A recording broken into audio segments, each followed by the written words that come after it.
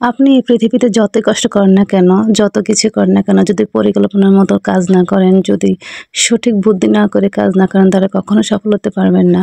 জীবনে যতই বোকার মতো খাটেন, আসলে বুদ্ধিটাই আসল। আসসালামু আলাইকুম, কেমন আছেন সবাই? আশা করি সবাই আল্লাহর রহমতে ভালো আছেন। সবার জন্য মন থেকে অনেক অনেক দোয়ার ভালোবাসা রইল। ওয়েলকাম আমার আরেকটি ব্লগে আসার জন্য আপনাকে অসংখ্য অসংখ্য ধন্যবাদ। কেমন আছেন আপনারা? আশা করি সবাই আল্লাহর রহমতে ভালো আছেন। দোয়া ভালোবাসা থাকবে সবসময়। এই তো আজকে বাজার ছিল না শুরুতে, তো এই তো মূলো, আলু, গাজর আরও এখানে কিছু সবজি দিয়ে একসাথে এটা ভাজা করা হচ্ছে। এটা আগে একটু সিদ্ধ করে নিয়েছি। একটা আপু বলছিলেন আগে সিদ্ধ করলে ভিটামিন থাকে না। আসলে আমরা তো পানি ফেলে দিই না, সামান্য ধরেন হাফ কাপ পানি দিয়ে এটাকে সিদ্ধ করি। পানিটা একদমই শুকিয়ে নিই, তারপরে এই তো ফোড়ন দিয়ে রসুন পেঁয়াজ ফোড়ন দিয়ে একটু জিরা করে আর ধনিয়া পাতা দিয়ে এটা ভাজা করে একদিন দেখে, খুবই টেস্ট হয় খেতে। আসলে এক এক ধরনের এক এক দেশের এক এক রকম চিন্তা ভাবনা আর কি, কিছু করার নাই। এভাবেই করতে হয়, না হলে কেউ বাসায় খায় না, সেটা আর কি। তো যাই হোক, ততক্ষণে বাজার নিয়ে চলে আসছে। আসলে একজনকে দিয়ে আমরা বাজার করাই, উনি খুব সুন্দর বাজার করতে পারে। তো এই তো বড় সাইজের 3টা রুই মাছ আনছে।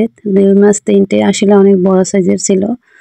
যেহেতু মোবাইলে কিন্তু অনেক ছোট উঠছে, সেটা আর কি। তো আমি একটু মাঝে মাঝে ভিডিও করে নিচ্ছিলাম। আসলে আমরা ব্লগাররা যেখানে যাই একটু একটু ভিডিও না করলে ভালো লাগে না, সবটা একটু না তুললে ভালো লাগে না, সেটা আর কি। তো মাছগুলোকে একটু ভালোভাবে করে তো কেটে কুটে রান্না হবে আর কি। সেটাই আর কি। আসলে যে কথা বলছিলাম, আমি যখন আমার আরেকটা পেজ নিয়ে কাজ করছিলাম, তখন আমি পেজ সম্পর্কে কিছুই জানতাম না, একেবারে কিছু জানতাম না। তো সেখানে পে আউট সেটিং এর সময় আমি আমার বার্থডেটা ভুল দিয়েছিলাম। আমার ওই পেজটা মিলিয়ন মিলিয়ন ভিউজ হয়েছিল। নর্মালি নিচে 3K 4K এমন হইতো। তো আমার সেই পেজটা এখন সত্যিকার অর্থে কাজ করতে ইচ্ছা করে না, কারণ বার্থডে কখনো পাল্টানো যায় না। পে আউট সেটিং এর মধ্যে আপনার নাম, বার্থডে বা কোন দেশে আছেন, এগুলি কখনো পাল্টানো যায় না। তারপর আমি 2বার ফেসবুকে মেল করেছি, দেখি কোনো কিছু হয় কিনা। যদি আমার অ্যাপ্লিকেশন অ্যাপ্রুভ হয় তাহলে হয়তো বা চেঞ্জ হবে, এখনো আশাবাদী, আশা করছি। তবে এই ভুলটা যদি কেউ করেন, পে আউট সেটিং এর সময় কোনোভাবে নাম বা বার্থডে এগুলি ভুল করেন, তাহলে কিন্তু এটা কখনো পাল্টানো যায় না।